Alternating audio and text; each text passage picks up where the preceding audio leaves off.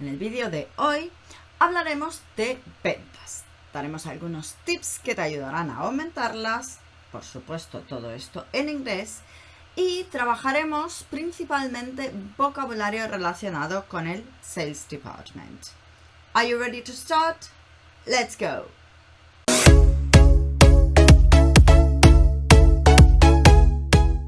We all know that business involves buying and selling. Customers or buyers want to buy a product or service, and the salesperson has to convince them that their product is the one they need.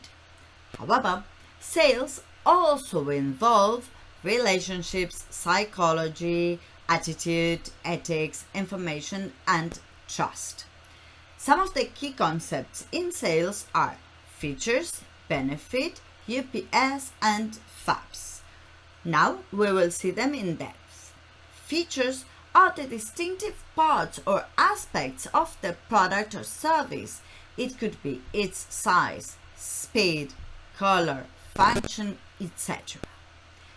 Benefit is what the customer gains from having the product or service, and it may be something tangible as cleaner clothes, faster travel, or intangible such as enhanced social status, etc. You should notice that customers don't buy features, they buy benefits. UPS, these are unique selling points. The most valuable advantages that your product or service has over its rivals. And verbs, or features, advantages, and benefits, mean that when presenting the product, these are the links between the product description, its advantage over the rival products, and the gain that the customer has from using it. Now we will see effective sales pitches. You have to sell benefits, not features. The customers want to know how the product is going to benefit them. Differentiate your product. It is recommended to come up with at least 3 ways in which your product is different from the competition. These are called the UPS we have just mentioned. Whenever is possible, meet your customer face to face, especially if it's a new customer.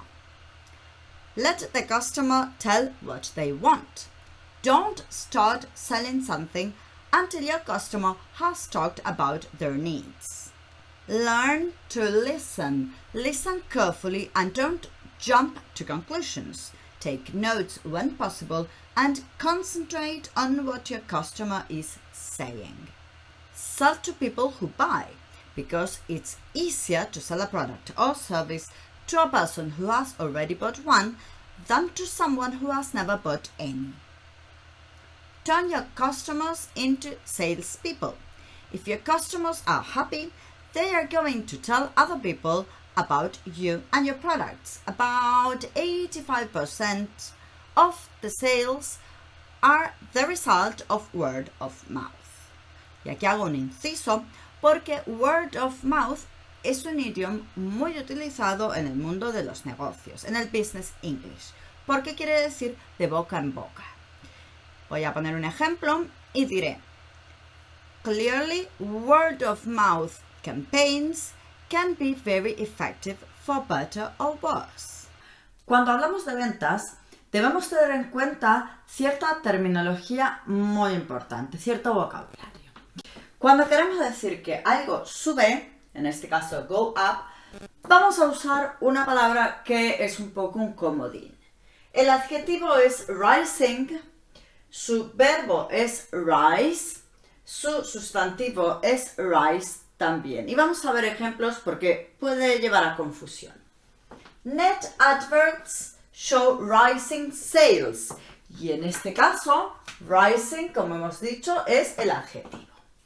MP3 players sales are rising. Y en este caso, si bien también lleva ing, ojo, porque estamos hablando de un verbo en la forma continua. Por eso lleva ing. no es el adjetivo. Ojo con esto. Y el noun que es rise in organic food sales. Y ahora veremos esa palabra comodín que podemos usar cuando queremos decir go down. Y será falling, fall. El adjetivo falling, que como veis funciona igual, el verbo es fall y el sustantivo también es fall. Ejemplos. Online music blamed for falling sales. Eso sería el adjetivo. Y luego tenemos audio CD sales are falling. Me pasa lo mismo. Esto es un verbo en la forma continua. Por eso lleva la ing, pero no deja de ser un verbo. Cuidado con esto. Y el sustantivo fall in retail sales are getting worse. Hablo de gráficos y de cómo describirlos y explicarlos en un vídeo que te dejo por aquí. Por si no lo has visto todavía, te recomiendo que lo hagas porque además de estas dos expresiones enseño y explico muchísimas más. Un vídeo súper recomendado. Te pido que me apoyes con un like si te está gustando este vídeo, porque como veis es un vídeo muy completo, de aquellos que me cuesta muchísimo preparar, así que te agradezco muchísimo que me des ese like y me sigas en este canal. Suscríbete para seguir viendo material mío. Aprovecho también y te cuento que en nuestra web Inglés a la Carta Online ofrecemos cursos y servicios para los diferentes sectores laborales. No dudes en visitarnos, que seguro encontrarás el curso que mejor se adapte a ti. But how do salespeople actually achieve sales? Sales techniques are constantly developing.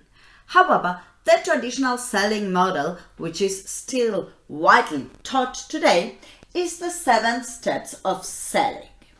We have step number 1, planning and presentation. You need to know your product, know your market, know the competition, and then prepare your presentation. Step number 2 is opening. You have to smile, be professional, explain the purpose of your visit, ask how long the prospective buyer has, and if you can take notes. Number 3 is questioning, to confirm or discover the major benefits that the product or service will give the customer and to build relationships. Then we have the presentation. You need to focus on the unique benefit that the customer will get from the product, matching the benefits with the customer's needs, priorities and motives. Number 5, overcoming objections. Be careful with this. Overall, avoid confrontation and argument. Understand the issues and then address them. Number 6 is the closing. The best close is short and sweet, and all the key points have been covered. Number 7, after sales follow-up, is the completing of all the necessary paperwork, ongoing contact to make sure that the customer is happy and to resolve any possible problems.